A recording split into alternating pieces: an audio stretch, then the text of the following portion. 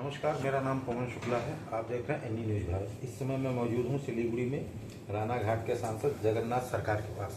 आइए सूबे में चल रही पॉलिटिकल हलचल और राजनीतिक मसले पर हम बात करते हैं सांसद राना जगन्नाथ सरकार से।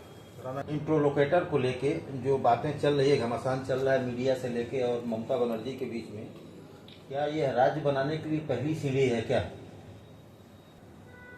ममता बनर्जी सारी बारे में सेंट्रल को खिलाफ बोलते हैं।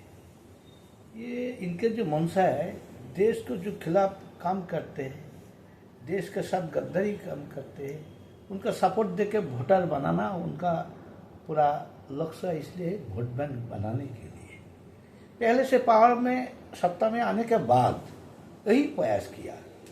कोई मुस्लिम लोग कोई कुछ मांगा नहीं, वो अपन से वो मुअज्जिम भाता, मुल्ला भाता दे दिया। एकमात्र लक्ष्य वो जो यहाँ का जो मुस्लिम समाज का मसीहा बनने के लिए, तो मुस्लिम समाज का डेवलपमेंट होना चाहिए। हम भी डेवलप करते हैं, हमारा पार्टी भी डेवलप के पक्ष में है। सबका साथ सबका विकास, किसी को अलग से दृष्टि से नहीं, हमारा नेशनलिटी के साथ जुड़ के उनका डेवलपमेंट होना चाहिए।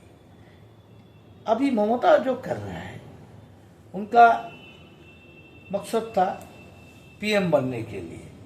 अन्ना हजारे के साथ, वो केजरीवाल के साथ जॉइंट में एक बार चुनाव लड़ा दिल्ली स्टेट में, लेकिन जमानत जब्त के बाद सोचा वो देश का हिंदुस्तान में जितने मोदी जी का दबदबा रहेगा, वहाँ पीएम बनना ममता का संभव नहीं है।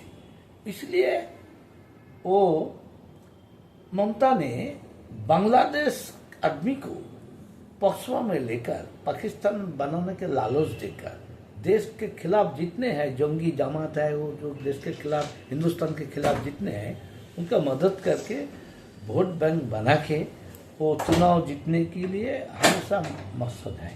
तो इसलिए चुनाव कमीशन जो इस बारे में एसआईआर करके वो विशुद्ध वोटर लिस्ट बनाने के लिए प्रयासी हो गया, इसलिए उनके खिलाफ कर रहा है। वो हिंदुस्तान के खिलाफ है।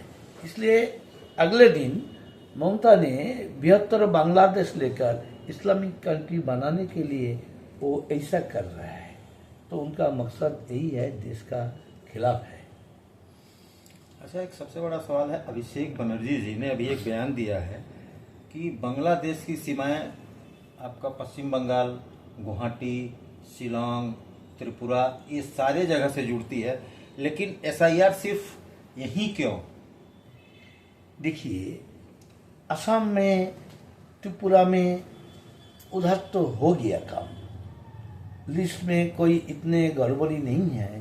जो अगले दिन वोटर होगा वहीं कर रहा है, क्योंकि चुनाव के बारे में असर किसका पड़ता है? वोटर का।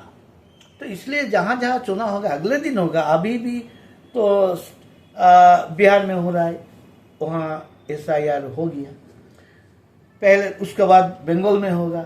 तो फिर इसी के साथ साथ वो 12 स्टेट में एसआईआर के बारे में विशुद्ध वोटर लिस्ट बनाने के लिए स्पेशल वो ड्राइव दे के चुनाव कमीशन ने बना रहा है, क्योंकि उनका जिम्मेदारी है, इसीलिए कमीशन है। तो कमीशन का काम ही है सही चुनाव कराना। वो सही आदमी जो वोटर है, उनका वोट से ही हिंदुस्तान का भाग्य निर्धारण होना चाहिए। अभी तो विधानसभा चुनाव की तैयारी सारे लोग कर रहे हैं, और पश्चिम बंगाल के चुनाव में हिंसा एक मतलब आम बात हो गई है। तो आने वाले विधानसभा चुनाव को लेके, हिंसा को लेके आप किस नज़रिए से देखते हैं और उसके लिए क्या तैयारी कर रहे हैं आप लोग? देखिए, ममता राज में जितने चुनाव होगा, ये तो खून निकलेगा ही। ये बंगाल में जितने चुनाव हो रहा है, बंगाल ममता के राज में विशेष करके सेंट्रल कमीशन नहीं आते तो इनका हालत बहुत गंभीर होता है। तो इसलिए हो रहा है। लेकिन वो सोचा इस बार तो हार जाएंगे, क्यों? विशुद्ध वोटर लिस्ट तो बन जाएगा इस शहर में। उनका जो फेक वोटर है वो उनका तो आउट करना चाहिए। आउट हो जाएंगे तो दूध का दूध पानी का पानी होने के बाद उनका तो वोटर घाटी ज़्यादा होगा। उनका सभी को होगा, लेकिन ममता का मदद से ये ज़्यादा हो रहा है, तो इसलिए ममता का नुकसान ज़्यादा होगा। इसलिए वो सोच गया इस बार उनका राज नहीं रहेगा, इसलिए कर रहा है। ज़्यादा विक्षोभ दिखाई दे रहा है, वो मूवमेंट कर रहा है। तो ऐसा वो तो हक है, कर सकते हैं लोकतंत्र में, तो ठीक है करना चाहिए। लेकिन वो धमकी दे रहा है किसको खिलाफ? इलेक्शन को खिलाफ। ये सही नहीं है।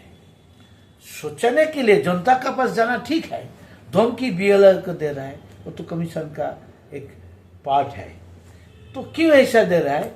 इसमें सभी सोच गया वो दाल में कुछ काला है नहीं, पूरा दाल ही काला है।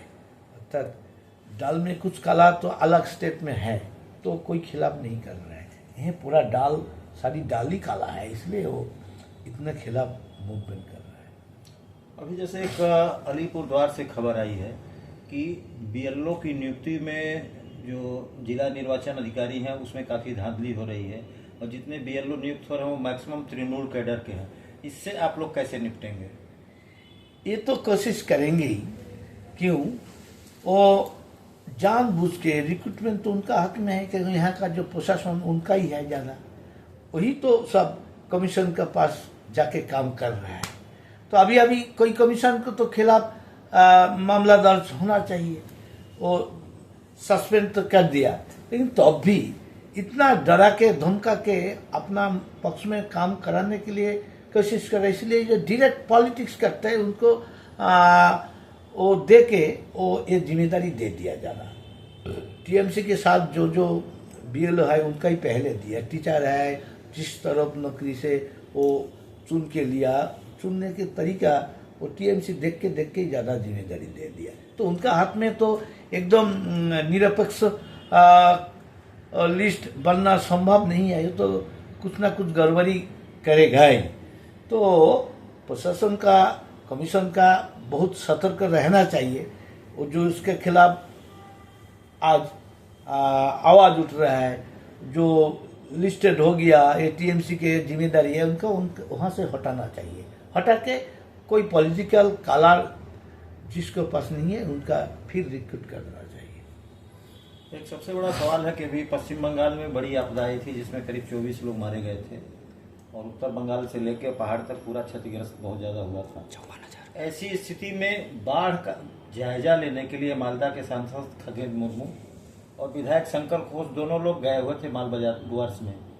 उनके ऊपर हमला हुआ है, तो क्या आपको ये लगता है कि आने वाले चुनाव को लेकर एक धमकी है क्या इस तरह के हमले की? देखिए, केवल सांसद राजू बिस्ट के ऊपर भी पथराव हुआ था। केवल ये आने वाला चुनाव नहीं, ममता की एक मानसिकता है कि हम सब करेंगे और कुछ नहीं कर देंगे। वो इसी टाइम कलकत्ता में वो नचना गाना का लेकर एक जो क्या बोलते हैं रैली निकाला, जुलूस निकाला गवर्नमेंट के पैसा से, तो उसी टाइम बाढ़ आया, तो इसलिए उनका नाचने की मनसा था।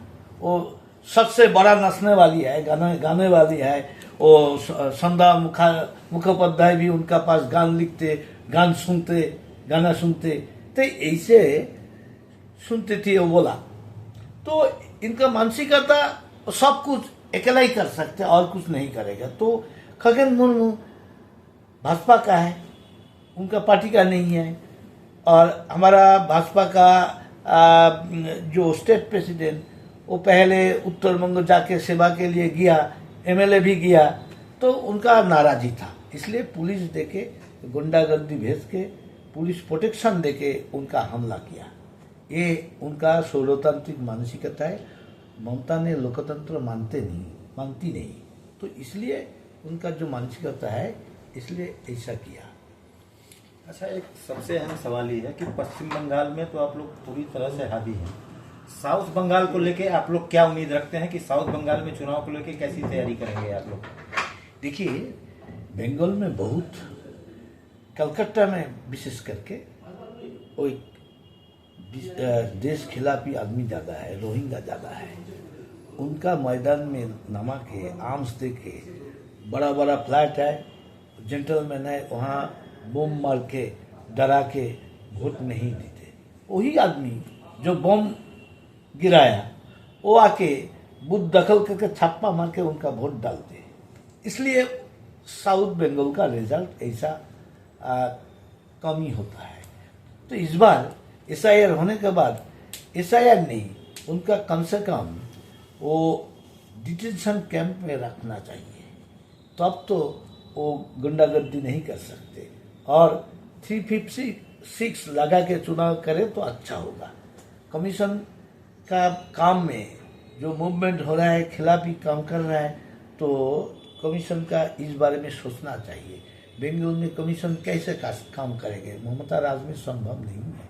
इसलिए ज़्यादा गुंडागर्दी करे तो उनका जो पावर है वो लगाना चाहिए। नहीं, अभी जैसे राष्ट्रपति शासन की बात चल रही है, जैसे अभिषेक बनर्जी ने भी कहा कि अगर जो भाजपा में दम है तो राष्ट्रपति शासन लगा के देखे। तो इसको आप किस नज़रिए से देखते हैं, अभिषेक की इस धमकी को? ये धमकी को डरने के बाद कभी कभी ऐसा नाटक देखा है, डर के बोल रहा है मैं डर से नहीं जा रहा हूँ, नहीं भाग रहा हूँ, मैं गुस्सा आ गया ज़्यादा इसलिए भाग रहा हूँ। तो गुस्सा दिखा के हाँ हम ये करें वो करें, वहाँ से निकल जाता है एक दिखा के। तो अभिषेक बनर्जी ऐसा ही कर रहा है, वो डर गया इसलिए बोल रहा है कमीशन को देख लूंगा। अरे तुम कौन है? तुमका क्या पा रहा है? अरे तुम तो जेल में जाने वाला आदमी है। अगले दिन तुमका जेल भेज देंगे। केजरीवाल का पास, केजरीवाल का जिसका हालत है उससे हालत गंभीर हो जाएगा। तो वो तो डर से बोल रहा है, वो हिम्मत से नहीं बोल रहा है। वो ममता ने जैसा धमकी दे रहा है वही तरफ पीसी भातीजा एक ही तरफ धमकी दे रहा है कमीशन को।